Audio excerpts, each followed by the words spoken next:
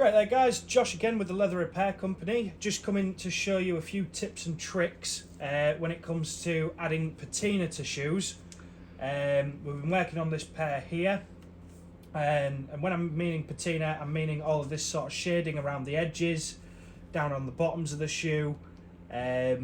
Just helps add a lot of depth, a lot of colour, a lot of really naturally good looks to the shoe. This is where we started from. Completely stripped back, bare leather.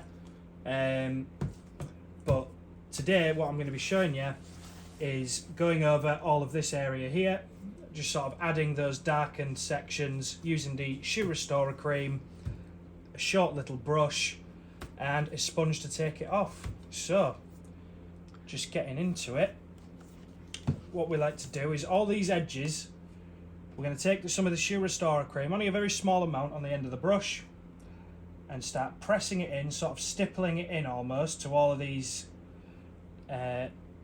triangular shaped pieces on the edges. Just pressing it in, if you can see that. I'm only using a very little amount of the cream at a time. You can be very haphazard with this. It definitely helps add to the sort of natural look. It's not something you need to be far too clinical with, since we are after a natural sort of look.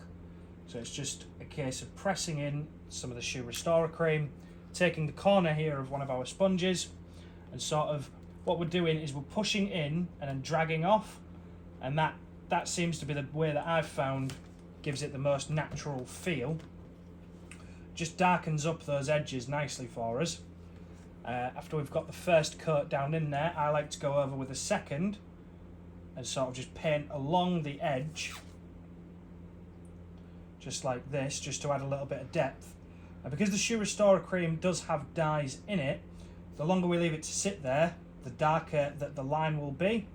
So of course we don't want to sit there and leave it for far too long. It'll end up being far too dark and far too much of a contrast between the non-dyed section and the dyed section. So after it's sat on there for a little bit, just sort of going back in there again, stippling in with the sponge, and what that's going to do is help soften all of the edges and make it appear to be quite natural, which is what we're after. So you see there we've started darkening. Key areas, if you notice this section of the shoe here, just where the welt joins the upper of the shoe, that, if we show you the other side, what we've done is we've really gone dark just to sort of break the contrast between a very dark sole of the shoe to the lighter coloured uppers. Just helps with the shading, makes it look a lot less obvious, helps blend everything. So we continue. Basically we're looking at any sort of nook, cranny, crevice, crease or fold, anything where dirt would naturally want to be accumulating on the shoe. So going in like an area like that, that'd be quite hard to clean usually. So just by stippling that in there, it's almost like we're adding artificial dirt, built up wax polish, all that sort of stuff, just to make it look really natural. Just helps tidy everything up. It takes your eye away from that cleaner area, if you will.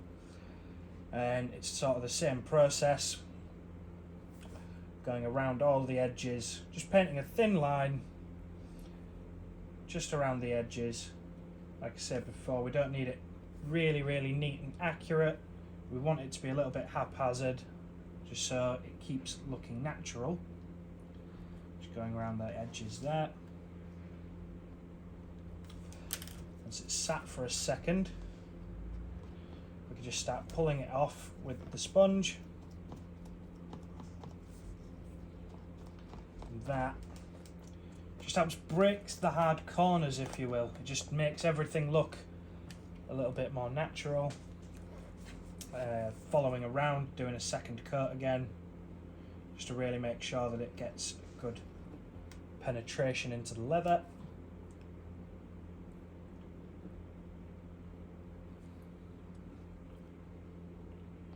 So you don't need a crazy amount on the brush.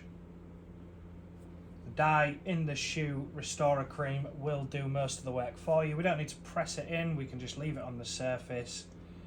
It's always easier to add dye than it is to take it away, so going slow and steady definitely helps with this process.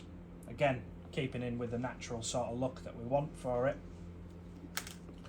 If we went too hard, too fast, it wouldn't have the same sort of feel.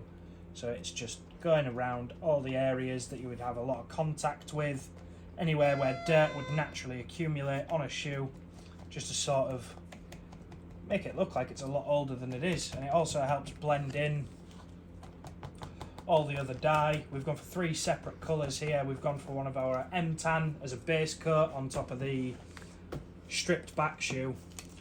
Tidied it up a little bit with the dark oak, just sort of adding a little bit of dark areas, and then with the dark brown we go over and add all of this sort of 2-toning, well 3-toning now, just to get all the shading, the patina looking as natural as we can get it. That's about all there is to it. And after it's sat for a little while, with the shoe restorer cream having beeswax and carnauba wax in it, it is actually possible to take a brush, polish over the top of it, and it will develop quite a nice, attractive, subtle shine as well. And that's just how we finish it off. That's going to add a layer of protection to the leather, as well as, of course, making it shiny, making it look quite nice. And that's basically how we go and tidy up, finish off all of the patinaing and shadowing.